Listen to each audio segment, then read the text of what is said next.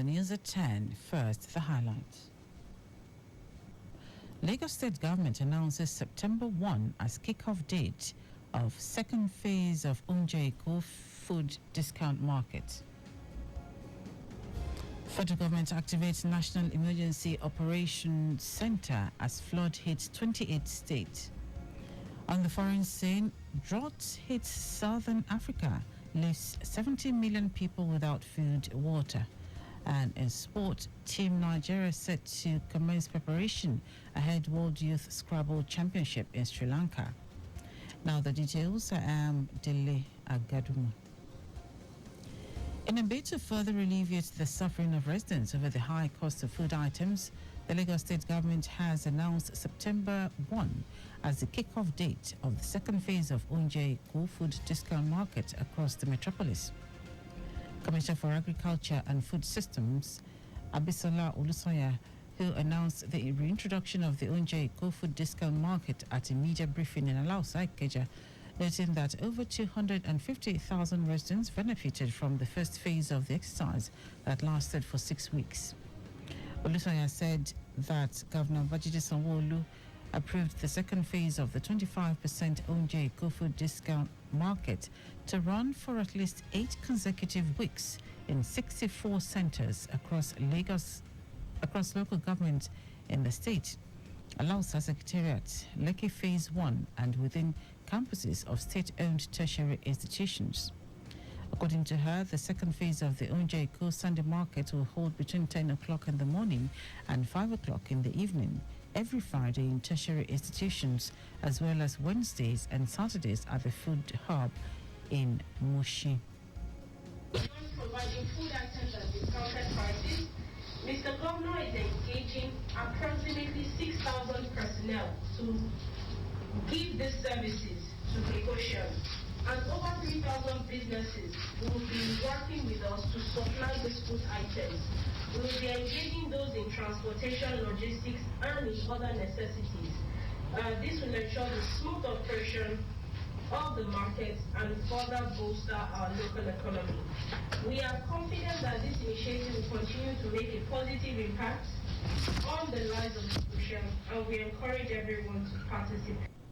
On his part, the State Commissioner for Information and Strategy, Bengal Motosho, urged the media to be wary of fake news, saying that some people are all out to discredit the program. Motosho noted that despite the fact that Lagos is not an agricultural state, it has successfully implemented policies that had boosted food production and jobs for the unemployed. Even overseas, that even though Lagos is not an food production state, they have done something worthwhile to alleviate the suffering of our people, to make life easier for people. And yes, there are people among us, we will always have them among us, who will feel that it is for them to start down, but not people down. But I know that people like you, the press, they are not going to succeed. Some of the food items available for purchase at 25% discount at the market include rice, beans, gari, bread, egg, tomatoes, pepper, and onions. Lagos State Governor Babajide Sanwo-Olu has described the establishment of a booster station project by Lagos Traffic Radio as advantageous to motorists, road users, and other residents of the state. Governor Sanwo-Olu, who was represented by the State Commissioner for Information and Strategy, Bengal Motosho, stated this during an inspection of the ongoing project in Ikorodu. He explained that the installation of equipment for the booster station will further enable the station to deliver on its mandate of timely and accurate travel advisory teleportions. The governor noted that the booster station will also increase the reach of Lagos Traffic Radio to where signal is weak or non-existent, such as Festac Town, Apapa, Amuwodofi, and down to Badagry axis, thereby attracting more listeners. Lagos Traffic Radio, I'm told, has had the problem of not being heard loud and clear in some parts of Lagos. But with this equipment installed here now, that will be a thing of the past. So I feel it's a step in the right direction. It's a step forward, and it's a very good step. According to him, the station, which is forward-thinking, is intentional about its steps aimed at improving its service delivery and adding value to Lagosians' productive hours. The Lagos State Environmental Sanitation Enforcement Agency Task Force has apprehended 4 suspects linked to the August 13 attack on a BRT bus en route Dele Agadumo to Alabasuru on the Lagos-Badagry Expressway.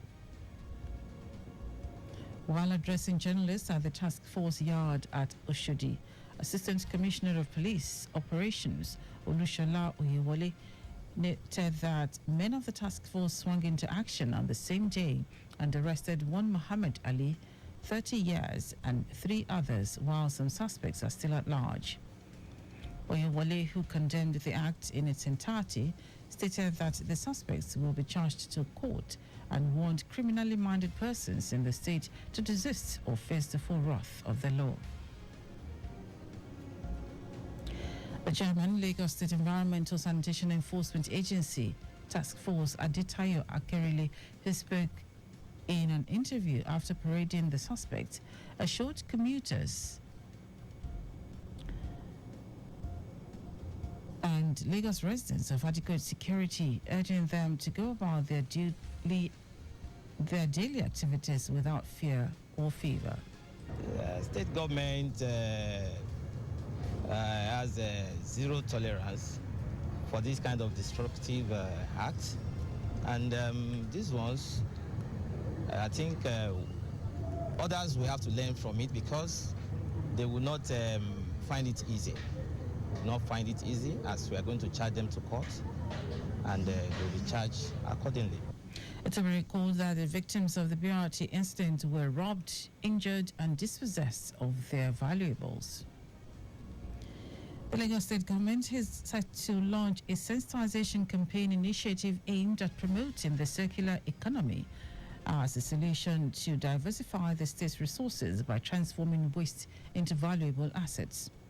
The awareness campaign, with the theme Eco Circulate, will commence in Badagry on Saturday, August 31, and will be led by the officials from the Office of the Special Advisor on Media on Climate Change and Circular Economy, TT Oshodi.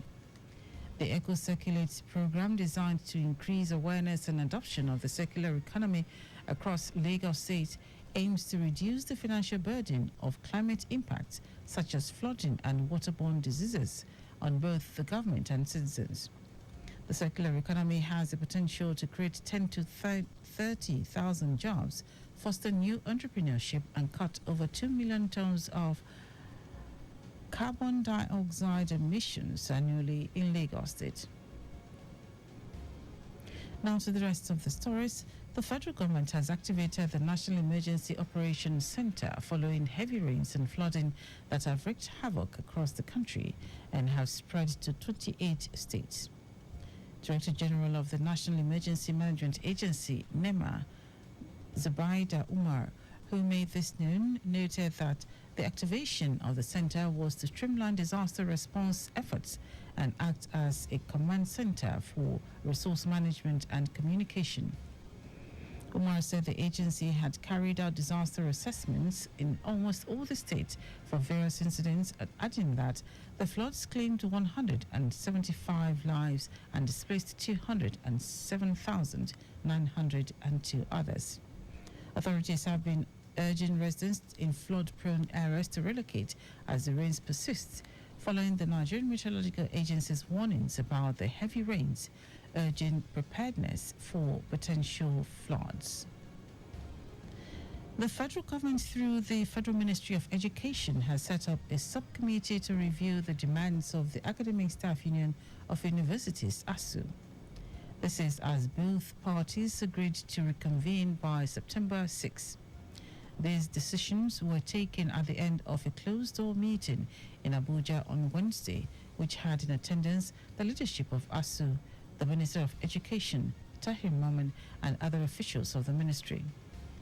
Briefing newsmen at the end of the meeting, Maman said a subcommittee had been set up to review the demands of the union and ensure that all grey areas were ironed out and resolved.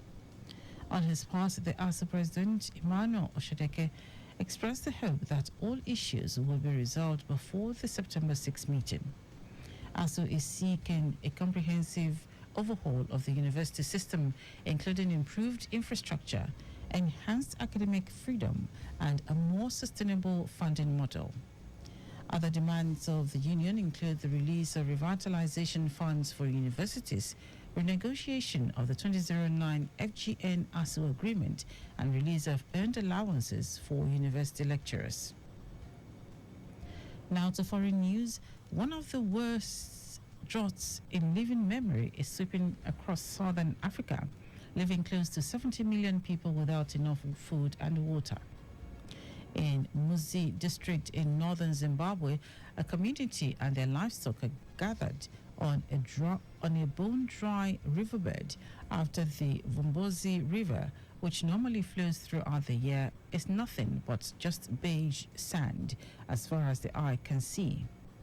Armed with shovels and buckets, the men are digging into the river floor, desperately trying to extract the last drops of water from it. Rivers and dams have dried up in other parts of the district, and as a result, more and more people are descending on this specific riverbed in Kurina village, putting pressure on the water source. And now sport. Team Nigeria will begin preparation for the World Youth Scrabble Championship in Sri Lanka in Abuja on Friday. Head coach Samuel Eromosele, in a statement released by the Nigeria Scrabble Federation NSF Youth Wings media team, said preparation is in top gear ahead of the tournament. Eromosele assured that Nigeria will rake medals at the tournament, adding that the NSF had been supportive. The Nigeria Scrabble Federation has selected a 12-player squad to represent the nation in Sri Lanka, comprising 8 boys and 4 girls.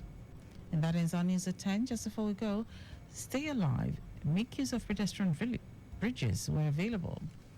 You can follow us and like all our various social media platforms: X at Traffic Radio 961, Facebook Lagos Traffic Radio 966.1 FM, Instagram Lagos Traffic Radio 961.